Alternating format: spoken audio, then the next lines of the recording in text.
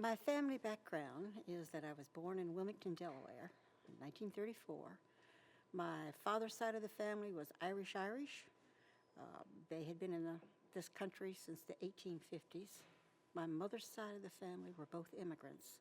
My grandfather on my mother's side was from a little town outside of Italy, and he came as an adult to this country. And my grandmother was from a little town in Tipperary in Ireland, and she came as an adult. And they met in Philadelphia and married, and had 17 children. My mother was the second youngest of the 17. Only 10 of them live, but it was a very close and loving family. And because of that immigrant experience, I adapted very well to the Cuban immigrant experience.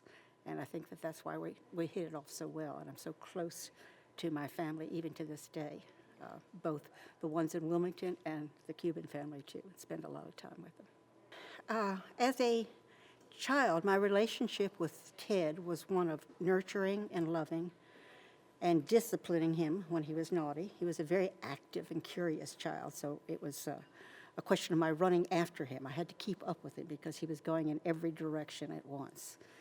And as he became a teenager, we gave him a little more freedom. He was able to do a lot more, and he really didn't abuse that freedom most of the time.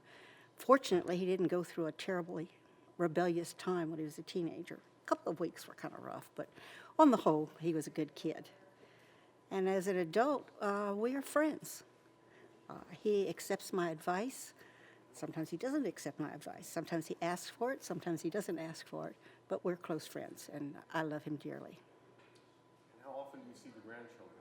Oh, I see them 2 or 3 times a week. Oh, I see the grandchildren 2 or 3 times a week, usually, unless they're out of town. The summer, they tend to go out of town. You want to tell the story? I see my grandchildren 2 or 3 times a week, normally, unless they're out of town. In the summer, they're out of town a lot, and so, of course, I miss them during that time. But they come up to see me, and I go to see them. So this is a mutually beneficial arrangement. From the eyes of a mother, I find that Heidi is a very good match for Ted.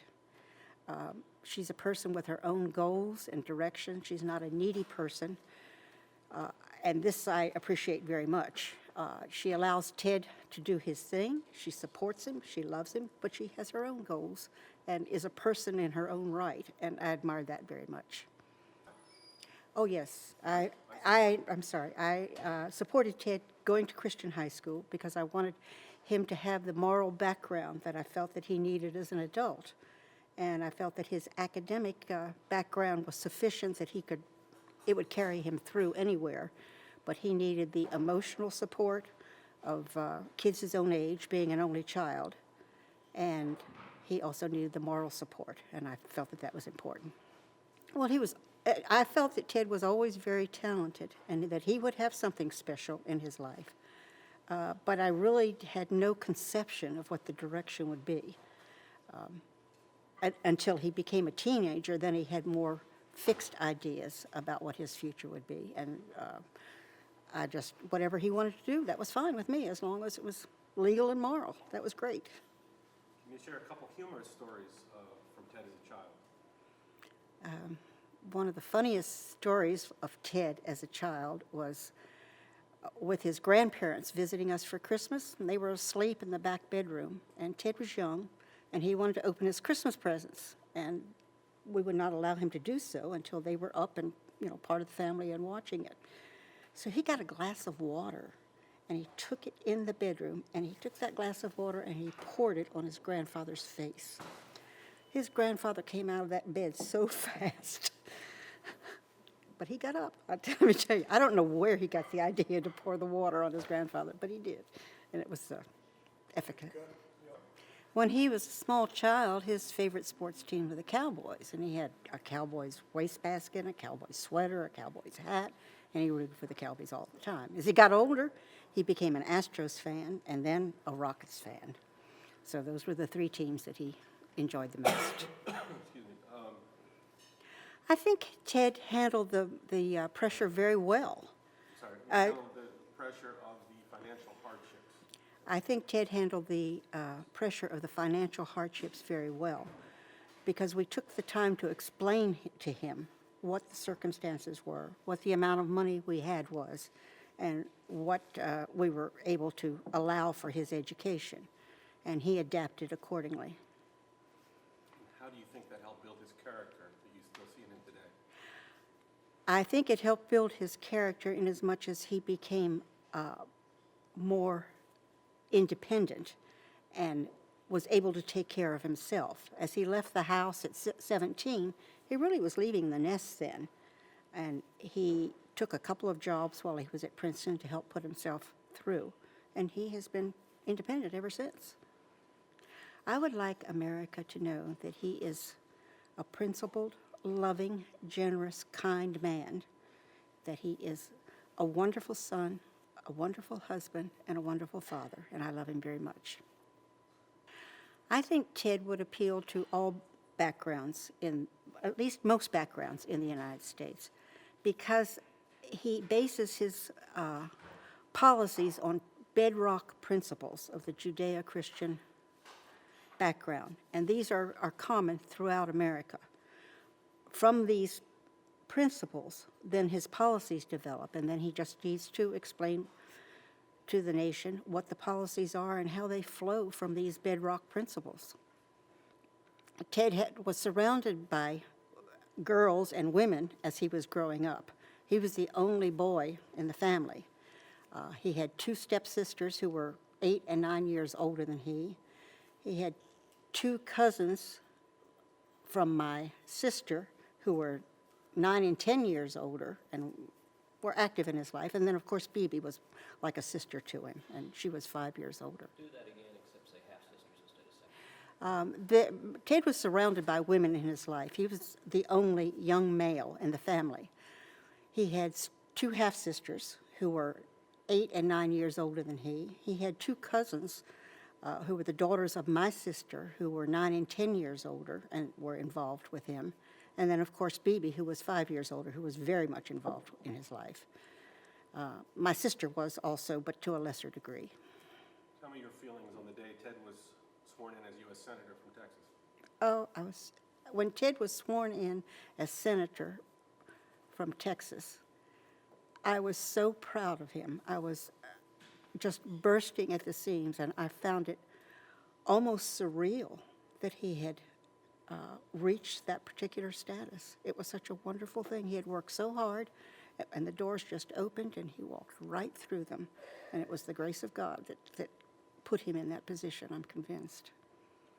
If Ted becomes President of the United States, I think that the world can rely on his word.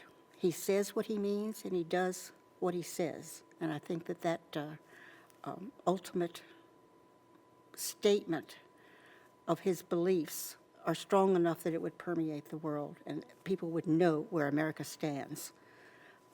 And his policies will fall from that. When I was growing up, at least until the time that I was 13, I spent a lot of time with my mother's family in particular. It was very close, and like most immigrant families, they lived close to one another. Let me stop. When I was growing up, I spent a lot of time with my mother's family, my aunts and my uncles and my cousins. They all lived close together. And every weekend, we lived in the suburbs. Every weekend we would go to what was called Down Home, which was 2nd and Jackson in Wilmington, Delaware.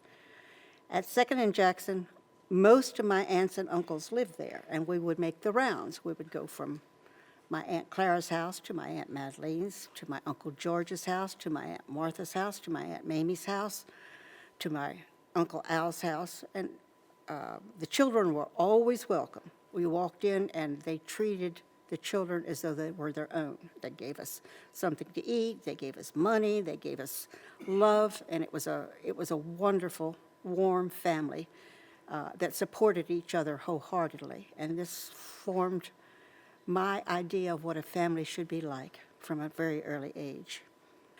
My immediate family, my father in particular, came from a family of upper middle class. They were entrepreneurs. They had businesses that they ran. My mother's family, on the other hand, was an immigrant family. My mother and father became adults during the Depression, and their idea of success was to always have a job. My father thought that a woman's place was in the home and that she should get married and have children, and that was the way it was. Well, I didn't feel that way, and my mother supported me very much in getting a college education. So I insisted all through high school that I was going to go to college. I didn't know what I was going to do, but I was going to do it. And my father was very much against it and said, no, you're not going to.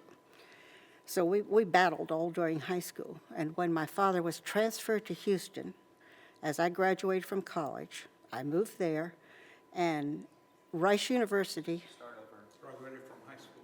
When my father was transferred to Houston, I was just graduating from high school.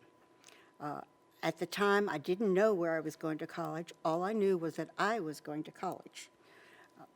I didn't know what it would take, but I was determined to do so. It so happened that Rice University was 2 miles down the street from where we lived.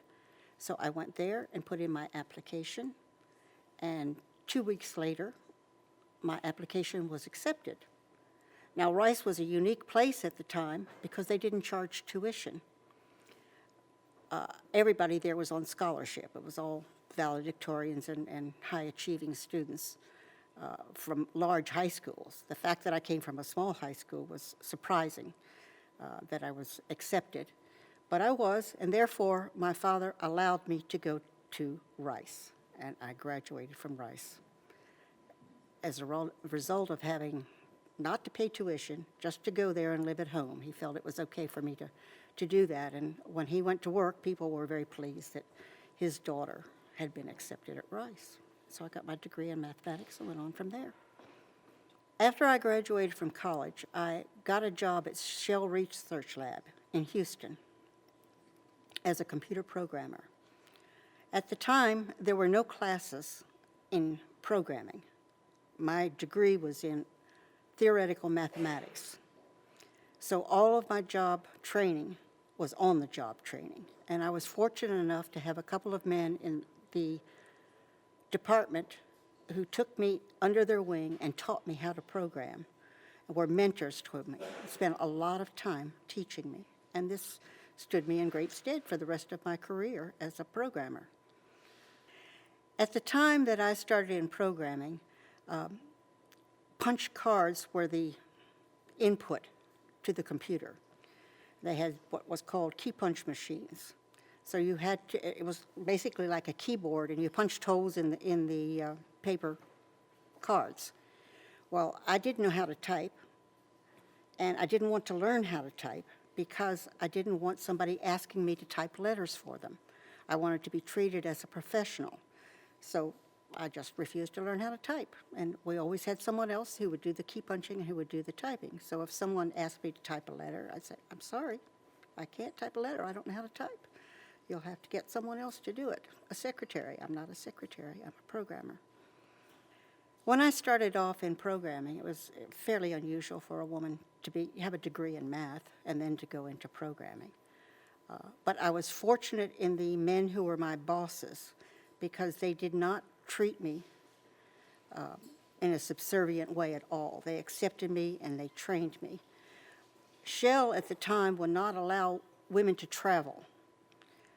So in order for me to travel as representative of our computing department, my boss would just put down my first initial and my last name and apply for funds, and then he would send me off to give a paper in Endicott, New York at the IBM conference, or he would send me off to Tulsa to teach a course in programming over there.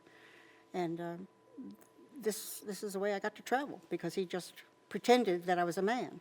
Now, this caused a little bit of kerfuffle when I went to Endicott, New York to present this paper, because it was a conference center and they had me rooming with a man. So when I walked up there, they went, ooh, we've got a problem here. We've got to change this situation. So they had to hustle around and find me a room by myself. Well, that was a very painful time. When, You should have set it up. yeah, okay. When Ted's dad left us in Canada, it was a very painful time for me. I was very angry and I was very hurt. But I continued working at the company that we had founded and put Ted in daycare and had a nanny that would come in and stay with him. And it was just a difficult time. It didn't last that long, but it was very painful. And I was glad when it was over. And I was very determined to have Ted have a father. To me, that was important. I didn't want to be a single mother. I felt that his having a father was the most important goal in my life. And fortunately, it was met. Well, at the time that Raphael was drinking, I was drinking too. So we were codependent. I was aiding and abetting in his drinking, and he was aiding and abetting in my drinking. So we were not in a good place at that time. So it was a blessing when he became a Christian and stopped the drinking and no longer supported me in my vice. There's some very personal details that I don't want to go into. You don't have to go into it. Okay. When Ted was 3, Look at me.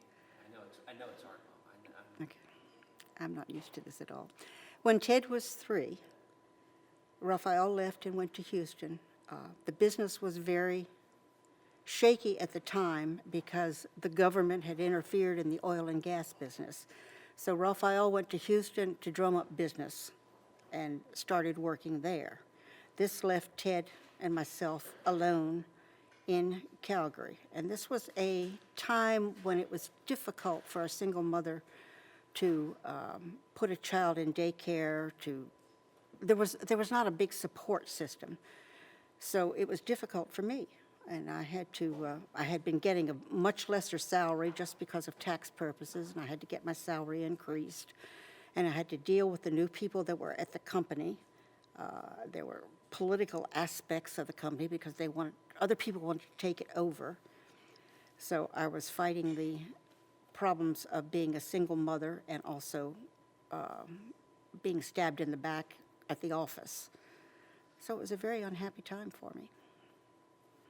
When Raphael became a Christian, I was very pleased that he had, and I didn't know what it meant.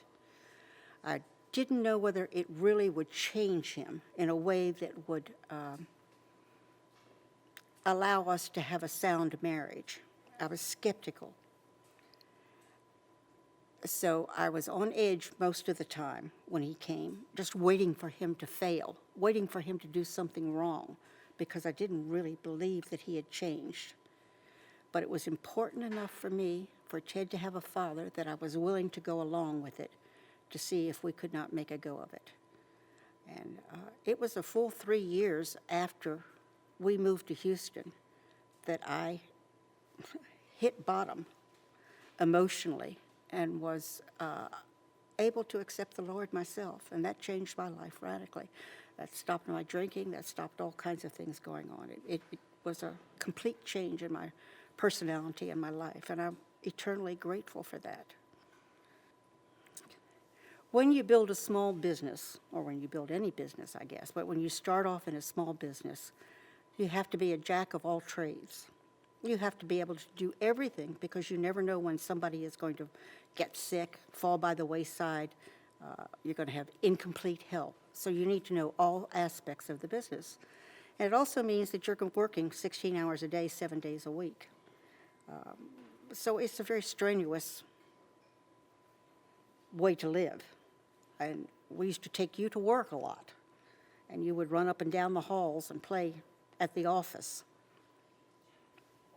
When the oil business crashed in the 1980s, in the mid-1980s, this had a devastating effect on our business because the business dried up completely. We had been dealing with small companies, and they no longer were doing any oil exploration, so the business shut down. We had 25 employees and no business coming in. And there really wasn't very much that we could do about it. It was just, the Saudis were pumping oil like crazy and driving the price of oil down below $10 a barrel, and it was no longer economical to do what we had been doing, and we had to shut down the business. Now, for me, it was not as devastating as it was for Raphael because my identity was not involved in the business. My identity was more as a wife and a mother than it was as a business owner.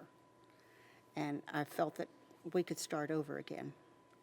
And we just had to put up with it and tighten the belt and go take a lesser paying job and start all over again. Well, at the time that the oil business crashed,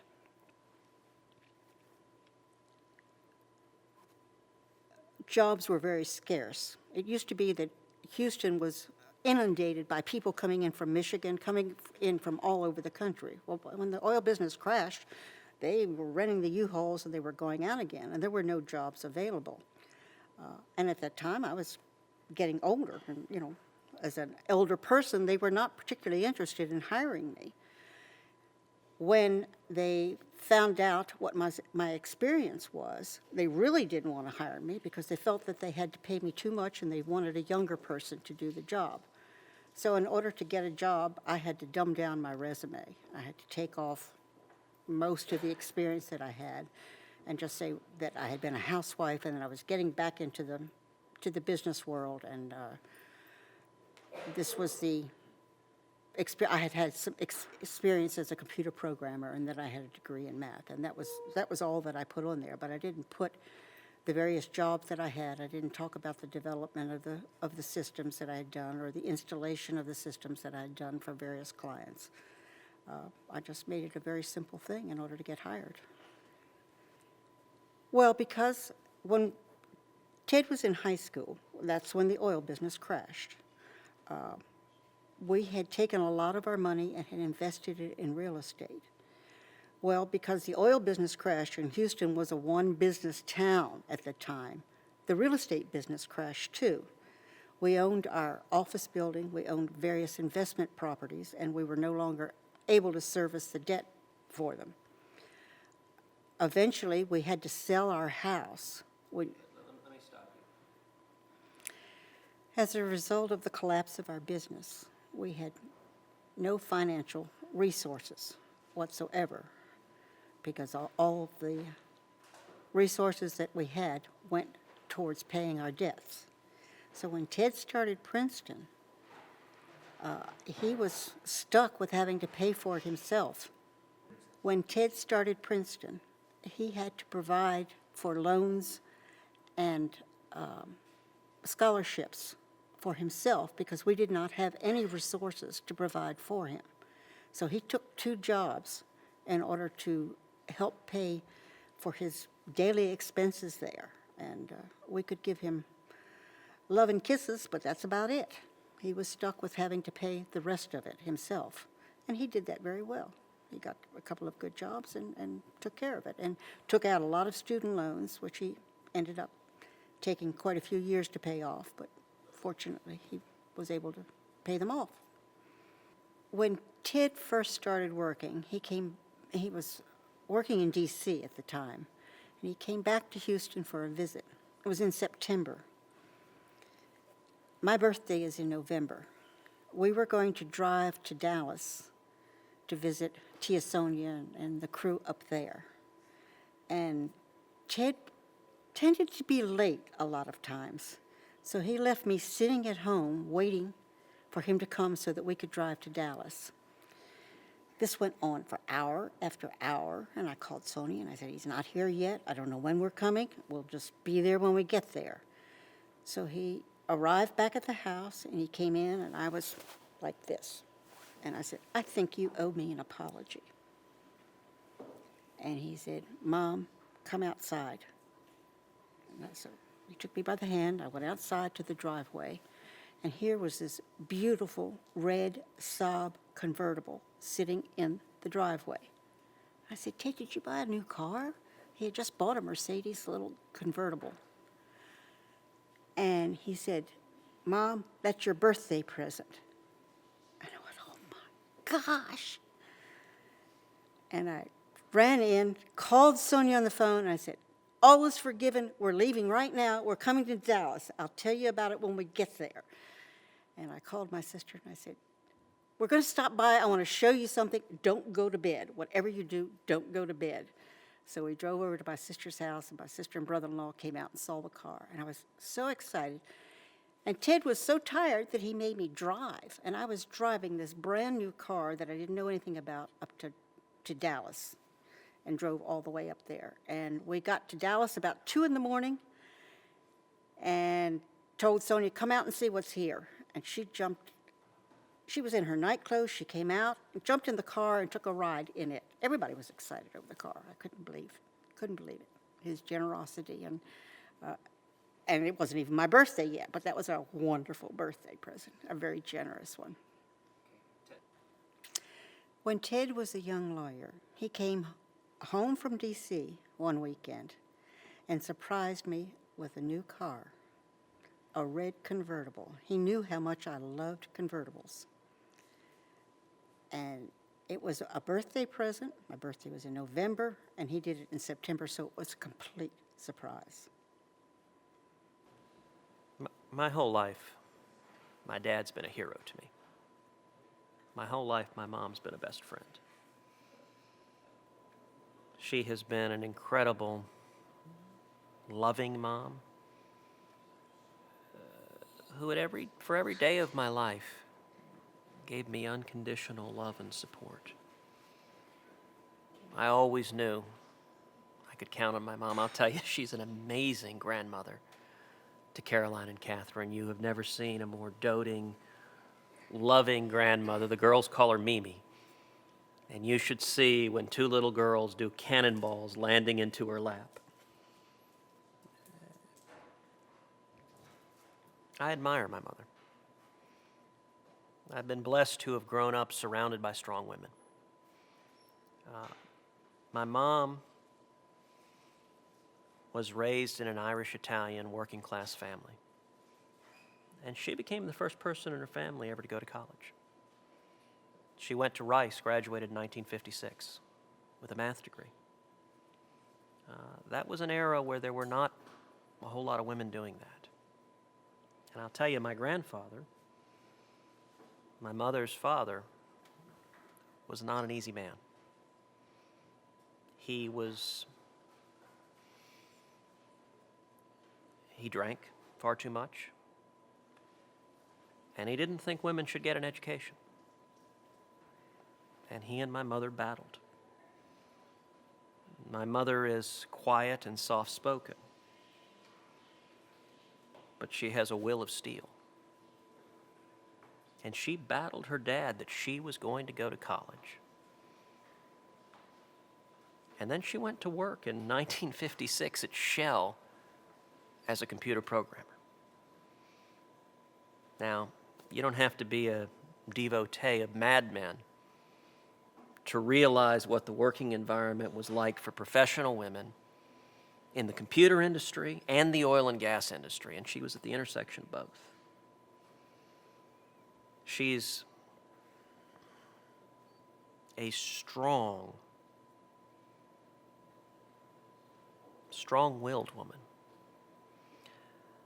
You know, it's interesting as I think in my own life, my wife Heidi had a similar battle with her father. Her relationship with her father does not have the same challenges that my grandfather had. But just like my mom, Heidi had to battle her dad to go to the college she wanted to go to. Heidi and my mom have a lot of similarities. They're loving, compassionate, strong-willed women who stood up to tough fathers and forged their own way. Well, Ted gives me credit for a lot more than I give myself credit for. I just walked into these places and I did these things without thinking that they were unusual or special. And he keeps telling me how special they were, and I'm like, really? I just walked in and did it and didn't expect to do anything differently. And fortunately, things went my way on that. So I'm surprised when he treats it as something special. You know, my mother grew up in a family of what I guess today would be called Reagan Democrats. Irish and Italian, Catholic, working class family. But a family that loved each other, Very much. that had strong passions, had a strong work ethic, and believed in America. And my mother's journey has been a remarkable one. She went on to be the first person in her family ever to go to college. Within a few years out of college, she was working at the Smithsonian, helping calculate the orbits for Sputnik, the Russian satellite going around the Earth. That was a pretty heady place for an Irish-Italian girl out of Wilmington, Delaware. Working at MIT.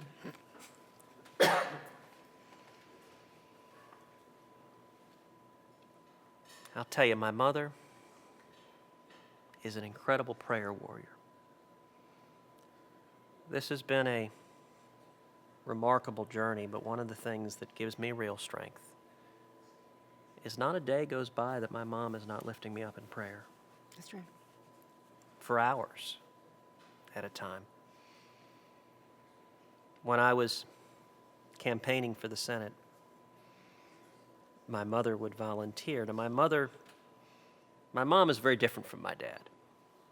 My father is not shy. He is a preacher, and he will speak his mind. My mother is much more soft-spoken, but she wanted to help out. She wanted to volunteer, and so she would phone bank. She would call people and urge them to come out and vote for her son, but she was too shy to say that she was my mom. So she would just call people and say, I'm a volunteer calling for Ted Cruz to urge you to come vote. And she wouldn't tell anyone she was my mom. Occasionally I did. When they got euphoric over him, I said, oh, I'm so glad you like him so much because he's my son and I love him. I love you, Mom. Love you too, dear. I'm proud of you. One more hug. I love Right you, arm. Mom. Here we go. And hold for a second. My family background is that my grandfather was a missionary in Africa for about 40 years. And my father continued that tradition, as has my brother, having been missionaries in Africa and Asia. And presently, my brother is a missionary in Haiti. Were you a church-going girl growing up? We were a church-going family. It was the central part of our life. We went not only to church, but my family led many of the Bible studies, and we also went to Christian church school up through high school. Did you go on any missions yourself? I did go on many missions myself with my parents and with our church groups. When I was 4 years old, we moved to Kano, Nigeria, where my father served as a dentist and my mother's a dental hygienist, and my brother and I became very much part of the culture. It was an extraordinary experience for children because it showed us at a very young age that most of the world does not have the privileges of living in a country like America. We went back to Africa when I was 6 years old and lived in a mission in Kenya, in Nairobi, Kenya, where my father served in the same capacity. I come from a missionary family. My grandfather served in Africa for 34 years as a surgeon and built a village. My father continued that tradition as a missionary in Africa and Asia, and my brother is presently a missionary in Haiti. I come from a missionary family. My grandfather was in Africa for 34 years and helped build a village and was a surgeon there. My father continued that tradition and lived all over the world, both in Africa and in Asia, and presently my brother works in a hospital in Haiti many weeks out of the year. Let's start that again. The brother thinks too much. I can't get his gig down. He doesn't live there.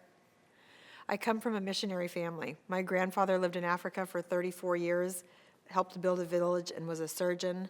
My father continued that tradition. When I was a young child at age 4 and 6, we lived in Africa, both in Kenya and Nigeria, and my brother continues that tradition, serving in Haiti.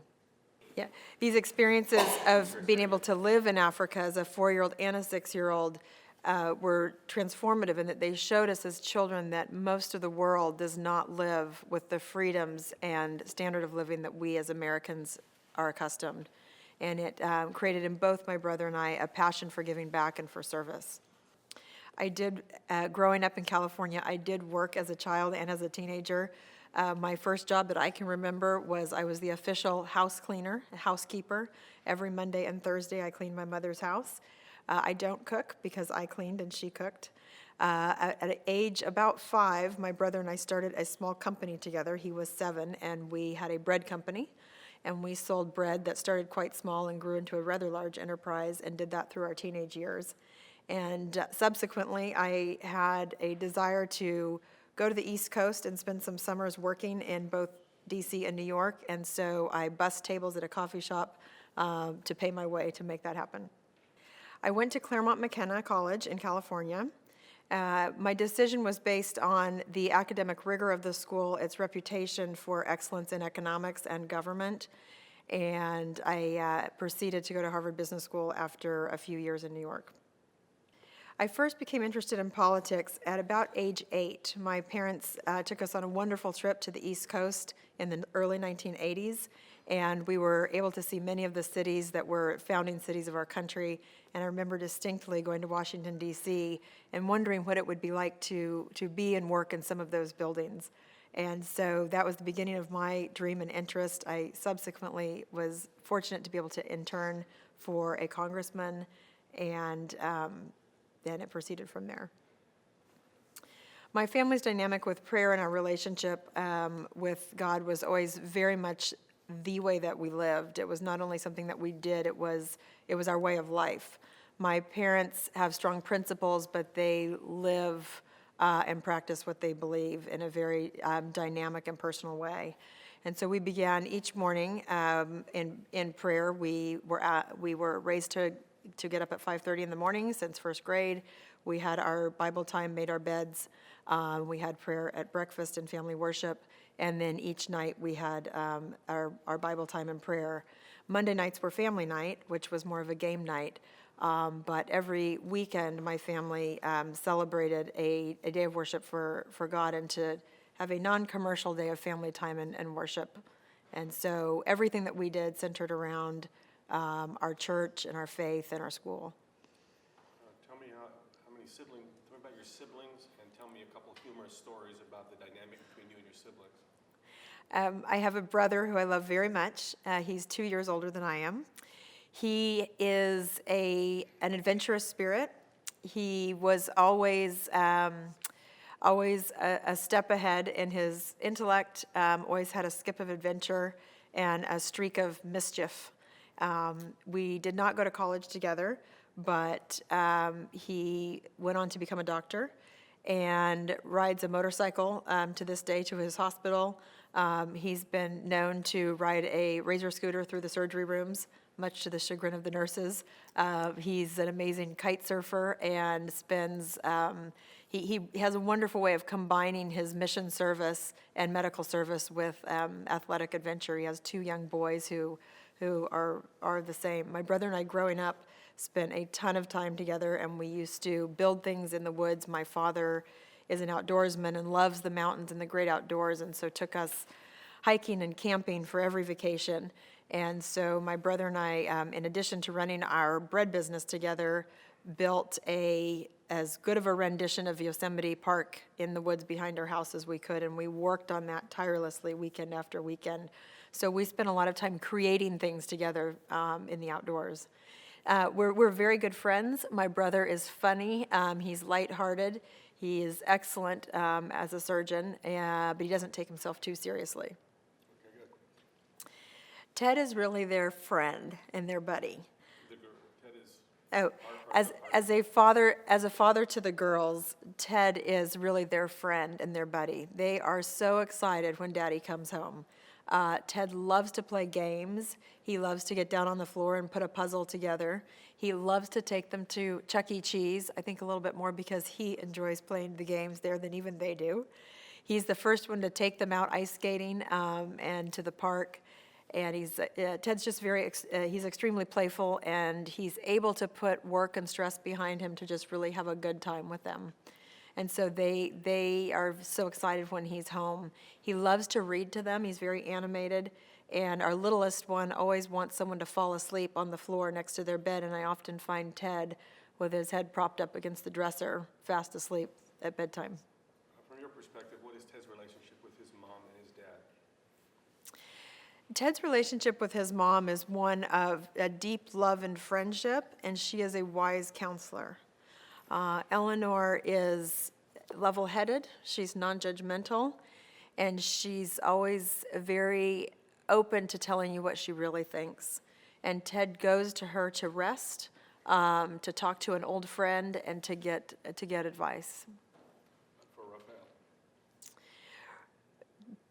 Ted's relationship with his father is one of inspiration. Raphael has inspired Ted all his life to be a freedom fighter, to appreciate and value the dream that is America. He admires his father at a deep level. On their day-to-day interactions, they counsel with each other. They don't always agree. And as the Cubans are, they are sometimes blunt disagreement, but they're always at heart truly have the deepest admiration for each other. Less than 1% of our donations are from Washington. We need you on our team because we need you to be all in with us in this effort in fighting for freedom and liberty and standing as Ted has been standing for all of us in the U.S. Senate. Ted's Senate campaign was not from a few people. It was from thousands of people across the country doing everything that they could to help him fight for them. And what I loved about that campaign is no one ever asked anyone to give more than they could give. We asked, and I ask you today, to give the maximum that you are capable of and that's comfortable for you.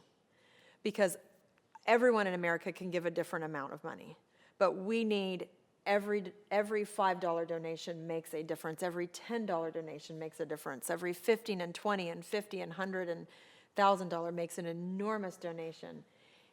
And we need you on our team. We need not only the financial support, but we need your time, and most of all, we need your prayers. And we are grateful for you for being part of this effort. Hold on. That's good. That's all right, because I want you to do the same thing and do it in shorter and shorter times. 'Cause Okay. think about seconds matter. Okay. When you get the last sentence, there was some background. Okay. Ready? Okay. Let me think about my sequencing. You were just saying, we need your prayers. I'm trying to think what we used to say on these fundraising calls. Okay. We need you on our team in this fight for liberty. Less than 1%, far less than 1% of our donations come from Washington, D.C. And in Ted's U.S. Senate campaign, he was elected because thousands and thousands and thousands of people all over the country were all in with us. They did everything that they could in terms of donations and time and prayer. And every single contribution matters. $5, $10, $20, $50. We need not only your contributions financially, but also your time and your prayers. If everyone gives the maximum that they're able to give, we will win this race together, because this race is about you and about the future of our children. We need you on our team. I would ask that everyone give the maximum that they are comfortable giving to this campaign and this collective fight for liberty and freedom. This is your race. This is our race. This is about you and fighting for the future of our country and for our children. And the way that Ted won in the Senate race was by thousands and thousands and thousands of people across the country giving everything that they could. Less than 1%, much less than 1% of our donations come from Washington, D.C. Where our contributions and time and prayers are going to come from is from all of you, and we need you on our team. The intensity of this race is picking up, and we need to show America that we are united in our fight for freedom, and we need you to show that we can regain and retake this country. If you're tired of Washington being broken, if you want someone who's going to fight for you, we need you on our team. We can't win without you. Can you splice that together? Yes. Say do it that one more 2 time. more times. We Okay. can't win without you. I love that. Okay. You want just that? Take it from the top. I like the whole thing. Okay. Okay. If you're tired of Washington being broken, if you want someone who's going to fight for you, we need you on our team. We can't win without you. Say it with a little less emphasis. Okay. Okay. Yeah, I got it. After you say it, don't look at those guys. Okay, don't look at them. Okay. Okay. Hold still on me Okay. Okay. for 5 seconds. Okay. Okay. Okay? If you're tired of Washington being broken, if you want someone who's going to fight for you, we need you on our team. We can't win without you. If you're tired of Washington being broken, and if you want someone who's going to fight for you, we need you on our team. We can't win without you. If you're tired of Washington being broken, and you want someone who's going to fight for you, we need you on our team. We can't win without you. We first met on January 3rd of 2000 on the George W. Bush campaign in Austin, Texas. We were both working on the policy staff. I was doing domestic policy, she was doing economic policy. And we sat in cubicles about 20 feet apart from each other. What was your first impression of Ted? I thought he looked like a... First impression. My first impression of Ted was that I thought he looked like a 1950s movie star. He was confident, he was funny, and he was clearly having fun while being very, very productive. Ted, same question. Heidi stole my heart almost immediately. She's beautiful and she's brilliant. But she's my best friend. You know, we met on January 3rd. Our first date was 2 days later. We went out to dinner, and we had a 5 or 6 hour dinner. We just spent the whole time talking about her family, talking about her grandparents, talking about our hopes and dreams.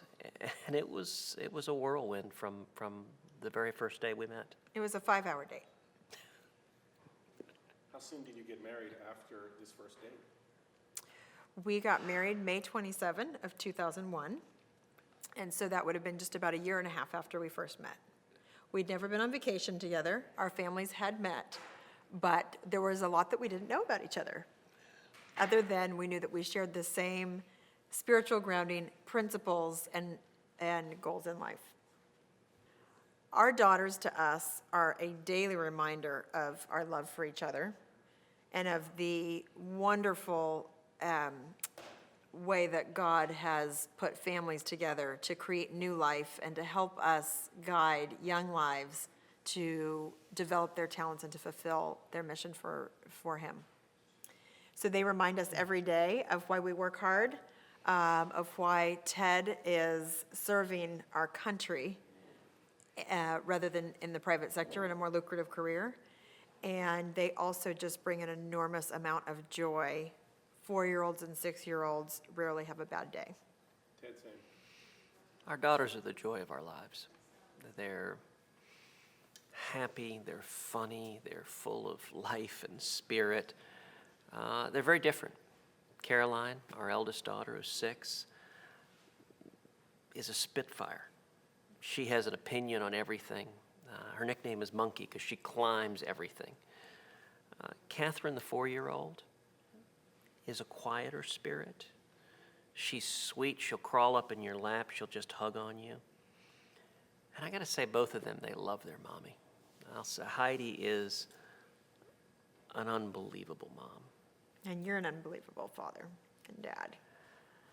You know, They've taken to calling alliterations of animal names for whatever your name starts with. So Daddy is Daddy the dinosaur, and Mommy is Mommy the moose. you know, they're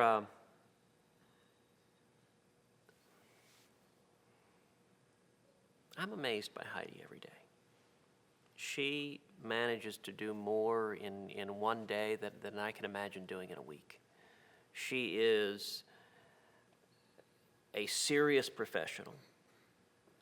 She has had an incredible business career.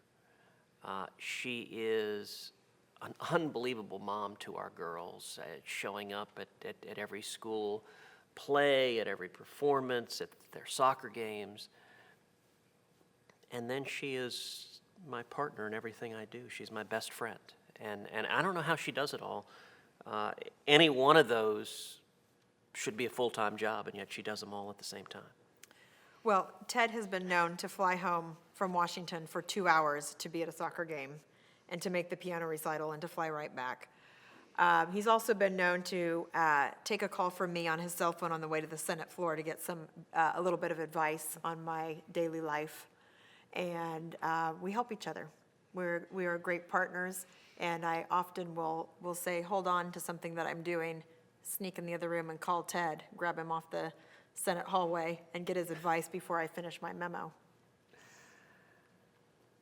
You know, the single hardest part of serving in the Senate is being away from Heidi and the girls. Every Monday morning, I have to get on a plane and fly to Washington. And to see those two little girls run up and grab you, one will grab one leg, one will grab the other, and they'll just say, "Don't go, Daddy." And it all brings tears to your eyes. But it's also why I'm doing it. It's also why I'm fighting, because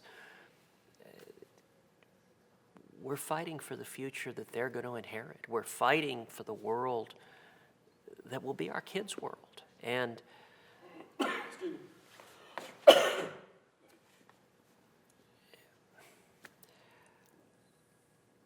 right now, the opportunity that our daughters should be inheriting And all of our kids should be inherited. is fading away. Our liberties are under assault right now in Washington, and I couldn't live with myself. I couldn't look my daughters in the eyes if I stood by and did nothing while their future, while this country, while their freedom was eroded. I had a very interesting bedtime conversation with Caroline not so long ago, where she wanted to know what was going on in some other countries and what the word invasion meant. And when I explained to her that everything that we are doing, the events, the dinners, the times that Daddy asks people for funds and their time, is not for us. It's not for our family. It's for all the families around America who have the hope of reaching the American dream. And as a 6-year-old, she got it for the first time. And she looked at me and she said, "Mommy, that's worth it." What has your pastor meant to you? Pastor Greg Mott and his wife Kelly have been a God-given blessing that was unexpected. When we first moved to Houston, we were looking for a church, and we visited many churches. And I grew up in a small church, so I was not as inclined to go to a large church. But when I spent one Sunday morning listening to Pastor Greg and his message, we were there. We were going to be members of that church. And Greg and Kelly have been a special part of our lives. We text, we send verses to each other. And somehow Pastor Greg always sends a text that he's praying for us on that day when we need it most. And I'll tell you, the Sunday before the U.S. Senate election, I went with one of our dearest friends who'd been so helpful, and we went to church. We didn't have time. We were raising funds and phone calling and phone banking, but we went. And Ted was at a different church speaking, and one of our dearest friends and I held hands listening to Pastor Greg, and he came out, and this was not for Ted, this was for our country and for the election that was going to be that Tuesday. He made an appeal to the church, and he said, I had a whole message planned for today, but we're going to spend 45 minutes in prayer. And we are going to pray that people make the right choices for this country. It was not about Ted. It was about the freedom to vote. And he's spoken to us in so many ways, and they're central to us. We pray with them frequently, and they're dear friends.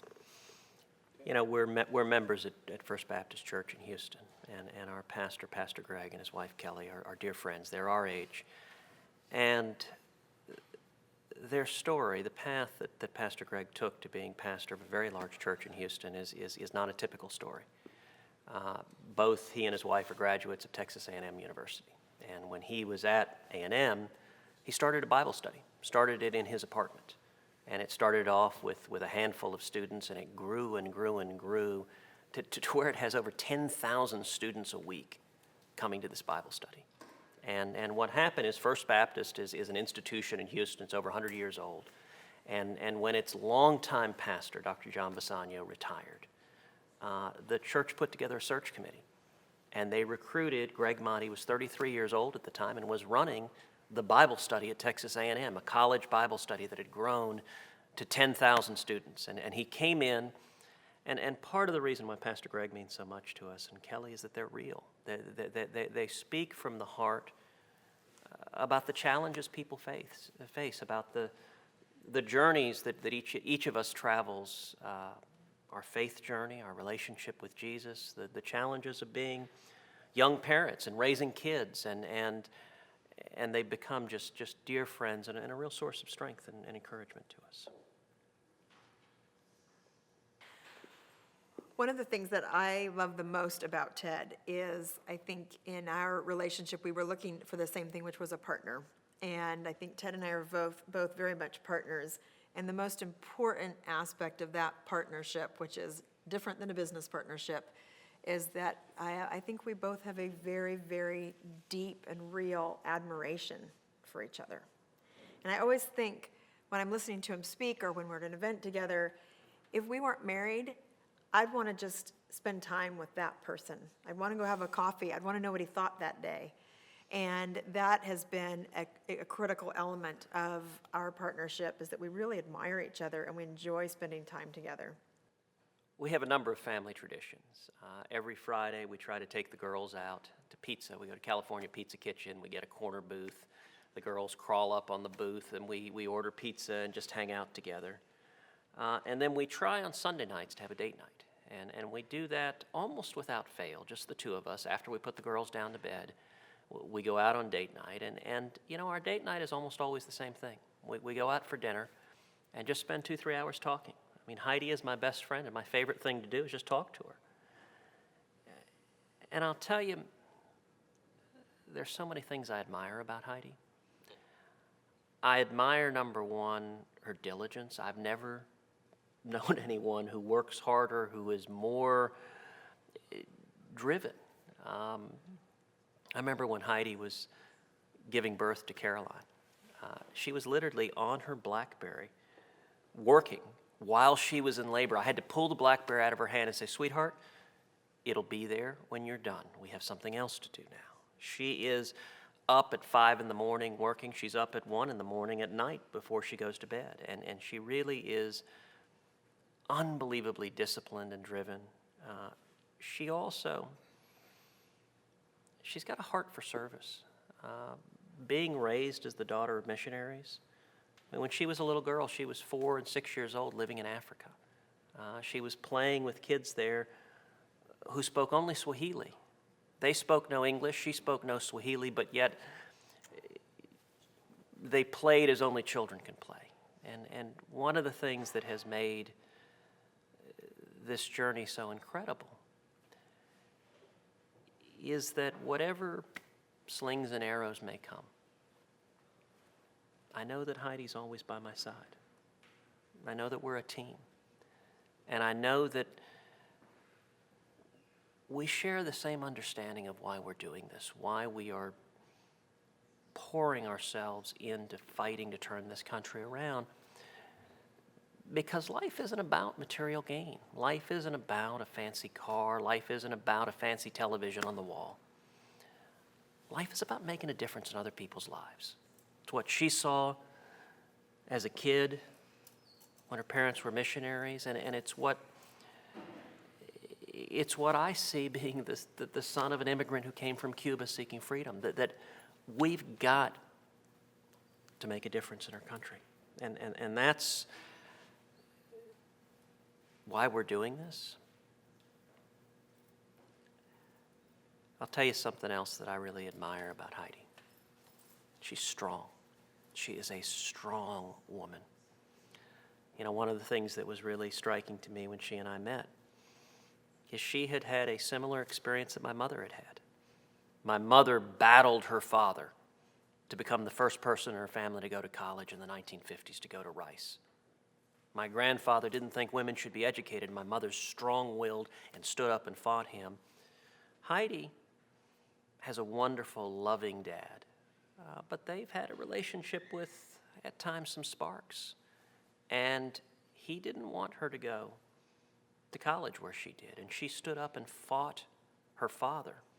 And in fact, she had made money as a kid selling bread, selling thousands and thousands of loaves of bread as a little girl, and she took the money she'd made selling bread as a little girl to pay for her first year in college. And it was very much the same experience where she knew what she wanted, and she was strong and was going to stand up and make it happen. And I admire that strength. And I'll tell you something else. I think Heidi is an amazing role model for our daughters. Both of our daughters look at Heidi, and they see that a woman can be beautiful, she can be brilliant, she can be strong, she can do anything she wants to do in the professional world, and yet she can be warm and loving and a mom all at the same time. I don't know how Heidi does it, but I know Caroline and Catherine look at her every day and see that example, and that's an incredible example for our little girls to see. Okay. That was sweet. I could have said a lot more that I admire about Ted, but we don't have time, right? We need your help. We can turn this country around, but it's up to us, the people. We can't do it without you. We need your time, we need your prayers, and we need your contributions. Please, right now, come online and give whatever you can. $5, $10, $20, $100, whatever you can. Help us have the resources to communicate a message of hope, a message of freedom, a message that we can get back to the principles that made this country strong. Please join us. We need your help. Please join us. Together we can turn this country around. We can bring back the freedom, the hope that this country was built on. Please contribute whatever you can. $5, $10, $20, $50, $100. Let's do this together. We need your help. We need your prayers. We need your time. And we need your contributions. $5, $10, $20, $100. Together we can turn this country around. But we can't win without you. We can turn our country around. We can defend liberty, but we need your help. We need your time. We need your prayers. And we need your contributions. $5, $10, $20, $100. Whatever you can do, we can't win without you. The only way to turn our country around is we the people, the American people. Washington's broken, but together we can defend liberty. We can bring back the Constitution. Please click below. Help us spread the message of freedom and hope. Help us bring back the American dream. Together we can turn this country around. We can defend liberty. We can defend the Constitution. But we need your help. Washington isn't going to do it. It has to come from the people. Please, we need your time. We need your prayers. And we need your contributions. Let's bring back the American dream.